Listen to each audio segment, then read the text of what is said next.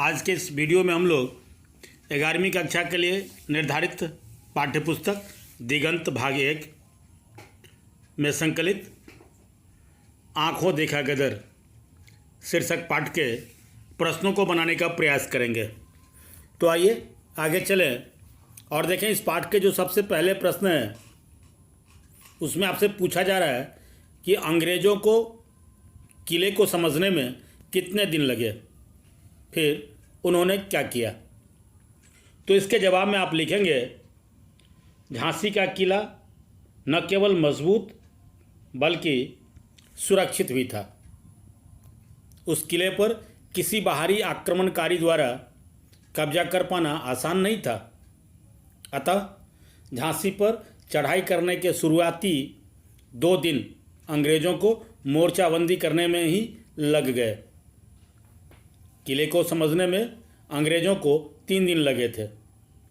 तीसरे दिन देर रात के समय अंग्रेज़ों ने अपने साधारण मोर्चे से ही किले के पश्चिमी भाग पर तोप के गोले दागने लगे थे। क्लियर। अब इसके अगले सवाल हैं जिसमें पूछा जा रहा है कि लक्ष्मीबाई को पहली बार निराशा कब हुई। तो जवाब में लिखेंगे, लक्ष्मीबाई एक वीरांगना स्त्री थी। उसने अपने रण कौशल से झांसी के किले पर कब्जा करने आई अंग्रेजी फौज को 2 दिनों तक मोर्चा तक नहीं बांधने दिया। लेकिन तीसरे दिन रात के समय अंग्रेज़ों की तरफ से अचानक गोलों को बरसते देखकर पहली बार लक्ष्मीबाई निराश हुई थी। क्लियर। अब इसके तीसरे सवाल हैं जिसमें पूछा जा रहा है कि शहर में गोले पड़ने से आम जनता को क्या क्या कष्ट होने लगे। तो इसके जवाब में लिखेंगे, अंग्रेज़ों की ओर से बरसाए जा रहे तोप के गोलों से झांसी के शहरवासी काफ़ी परेशान थे। गोला जहां गिरता उसके आसपास के सभी मकानों में आग लग जाती, दर्जनों लोग मारे जाते और गोलों की घातक तीव्रता से एक साथ कई लोग घायल भी हो जाते। इस तरह पूरी झांसी में अफरा तफरी का माहौल बन गया था। कोहराम सा मच गया था। कोई अपने आप को सुरक्षित महसूस नहीं कर पा रहा था। क्लियर। अब इस पाठ के जो अगले प्रश्न है, चौथे प्रश्न, उस चौथे प्रश्न में पूछा जा रहा है कि 7वें दिन सूर्यास्त के बाद क्या हुआ। रात के समय तोपें क्यों चालू की गई। तो इसके जवाब में आप लिखेंगे, 7वें दिन सूर्यास्त के बाद झांसी की तरफ से तोपें बंद कर दी गई। अंग्रेज़ों के गोलों के सामने झांसी का कोई भी गोलंदाज टिक नहीं पा रहे थे। कारण अंग्रेजी तोप ने झांसी के मोर्चे को तहस नहस कर दिया था। लेकिन सिपाहियों ने हार नहीं मानी। रातों रात कुशल कारीगरों द्वारा किले के बुर्ज पर फिर से मोर्चा बांधकर दुश्मन की तरफ तोप के मुंह को खोल दिया गया ताकि अंग्रेज़ों को अधिकाधिक नुकसान पहुंचाया जा सके। क्लियर। अब इसके अगले सवाल हैं कि सिपाहियों को जब लगा कि झांसी अंग्रेज़ों के हाथ लग जाएगी तो उन्होंने क्या किया। तो इसके जवाब में लिखेंगे, अपनी हार को सामने देखते हुए भी झांसी के सिपाही हार मानने के लिए कदापि तैयार नहीं थे। अंत तक उन्होंने अपनी हिम्मत नहीं हारी।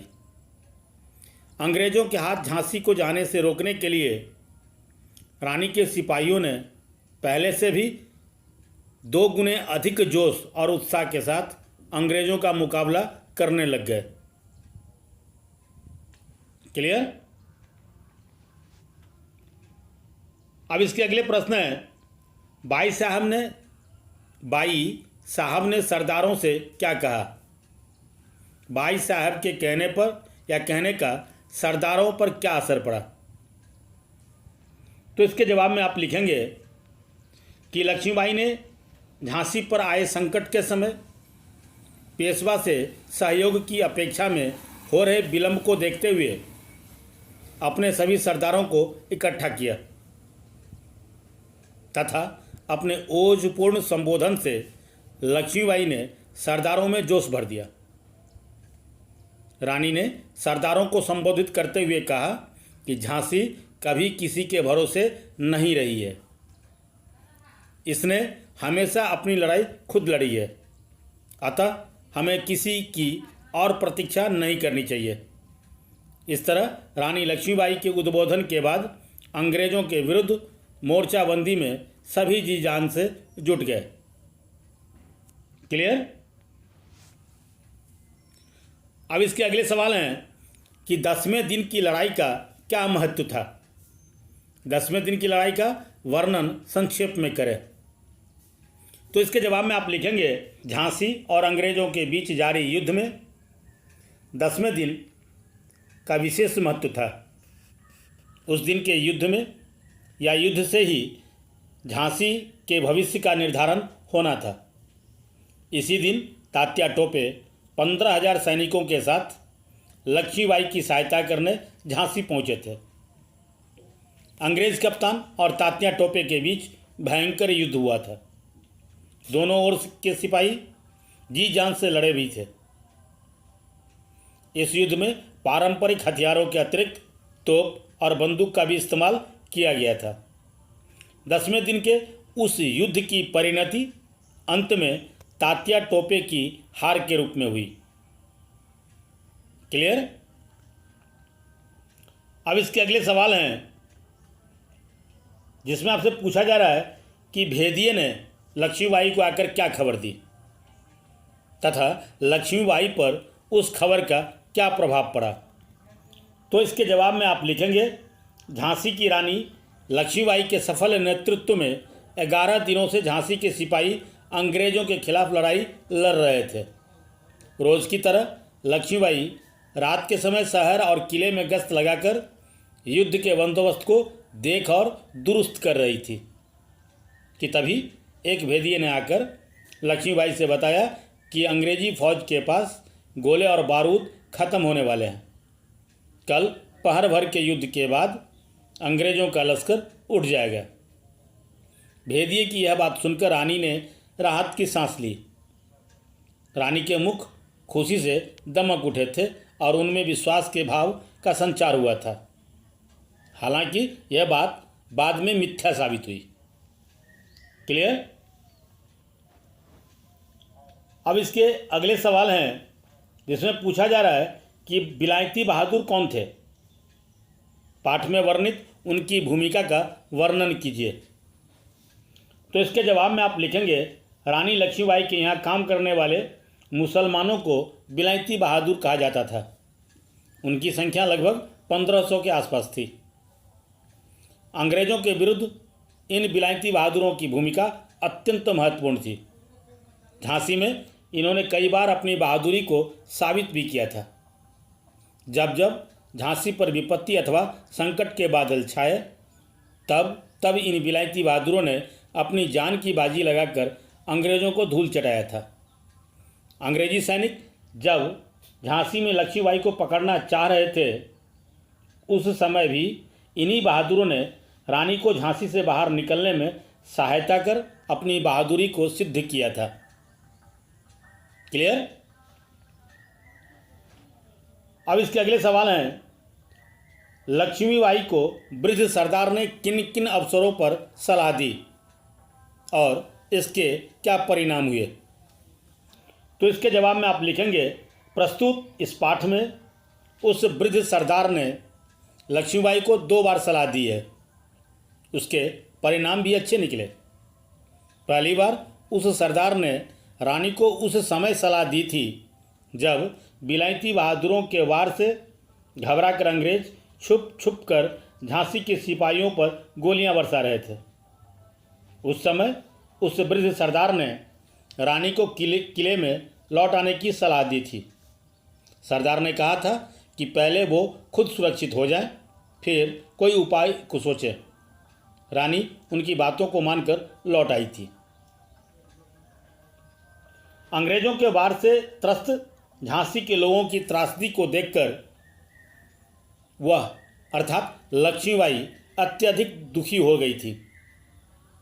वह उदास मन से लोगों को रात के समय किले से बाहर निकलकर अपने प्राणों की रक्षा स्वयं करने तथा स्वयं को महल में गोला बारूद भर उसमें आग लगाकर जब जल मरने की बात कहती है, तब उस सरदार ने दूसरी बार सलाह देता है। वह सरदार दूसरी बार सलाह देता है। सरदार लक्ष्मीबाई को बताता है कि आत्महत्या वीरोचित नहीं अपितु कायरता है, जबकि युद्ध करते हुए रणभूमि में वीरगति को प्राप्त करना वीरों की शोभा है।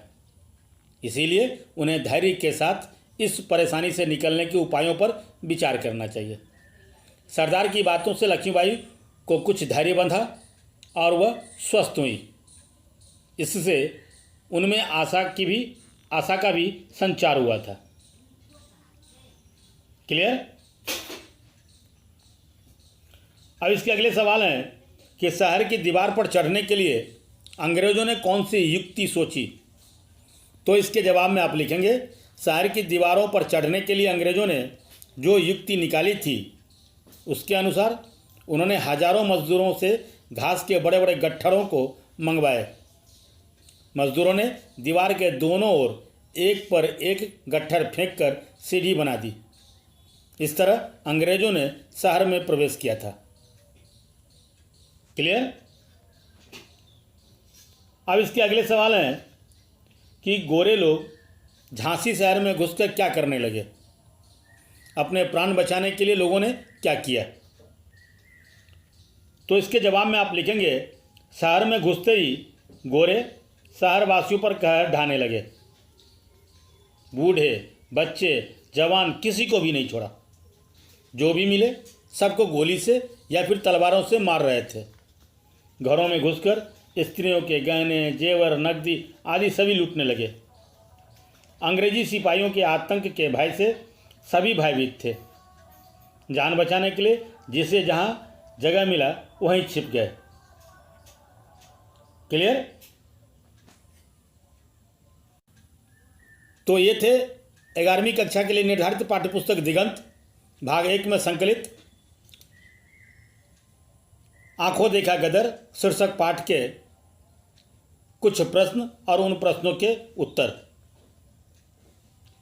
इस पाठ के कुछ प्रश्न शेष रह गए हैं जिन्हें मैं अगले वीडियो में देने वाला हूं।